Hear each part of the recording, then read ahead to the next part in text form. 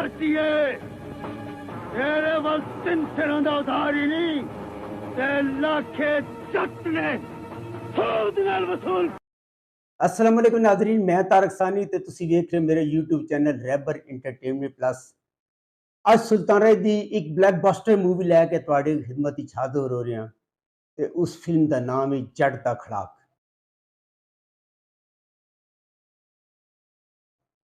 यह फिल्म 22 जून 1979 बरोज़ जुमा रिलीज होने वाली एक रंगीन पंजाबी फिल्म है।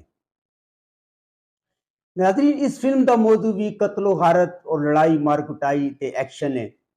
और नाज़रीन, मैं वीडियो ते एंड दे तुहानू दसांगा कि अगर तुसी यह पूरी फिल्म देखना चाहते हो, यह फिल्म तुहानू यूट्यूब ते नहीं मिलेगी। और अगर तुसी यह पूरी फिल्म देखना चाहते हो तो तुसी यह फिल्म कित्थे देख सकते हो। इस वास्ते मेरी गुजारिश है कि तुसी इस वीडियो नू पूरा देखना है।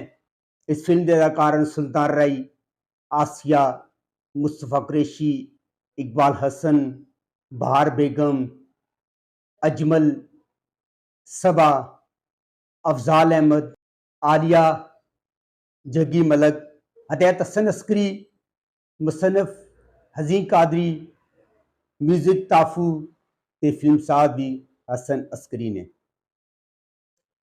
नाज़रीन, इस फिल्म के अंदर कत्लो गारत का मौजू बनाया गया है। मैं तेनू लब लिया मानका असली बच्ची तेरी किस कदड़ी है। नाज़रीन, एक कहानी दो बरादरियां दी है।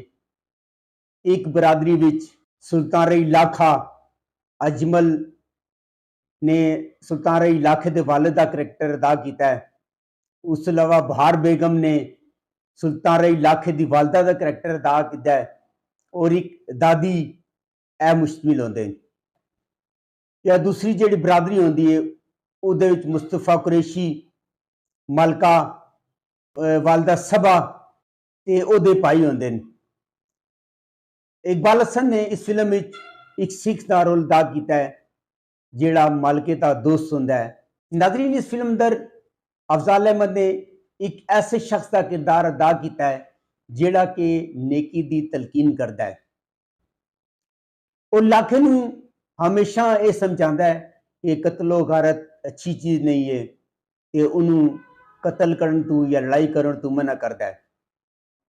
नाज़रीन, ये इस किस्म का किरदार सी जिहड़ा कि अफजाल अहमद ने हसन अस्करी की फिल्म वैशी जट के अंदर किया सी।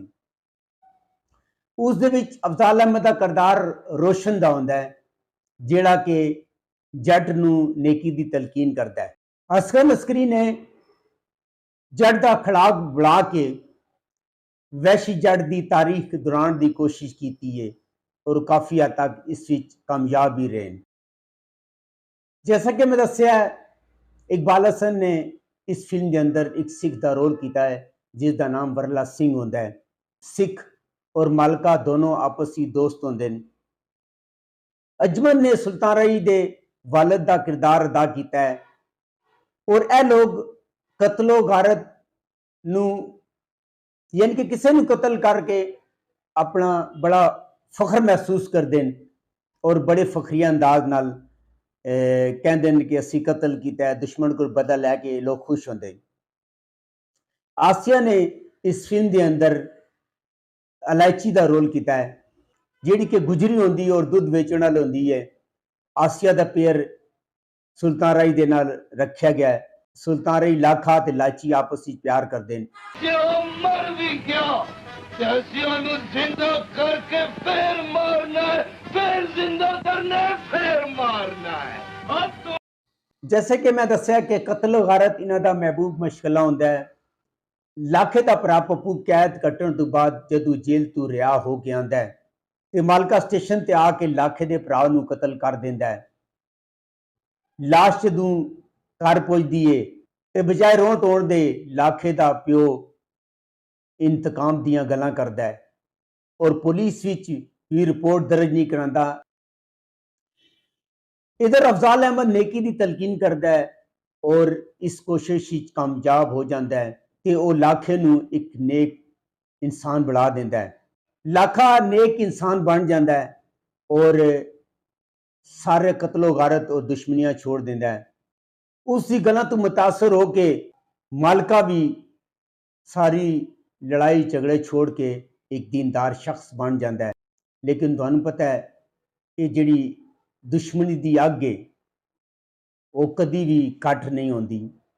इधर जगी मलक जिहड़ा कि वरला सिंह का पालन होता है वो मालके कोलू ते लाखे कोलू इंतकाम लैंदा है। नाजरीन बड़ी अच्छी फिल्म है। अगर तुसी यह फिल्म देखनी है तो यह फिल्म तुसी जाके डेली मोशन ते देख सकते हो। उत्थों तुहानू फिल्म मिलेगी।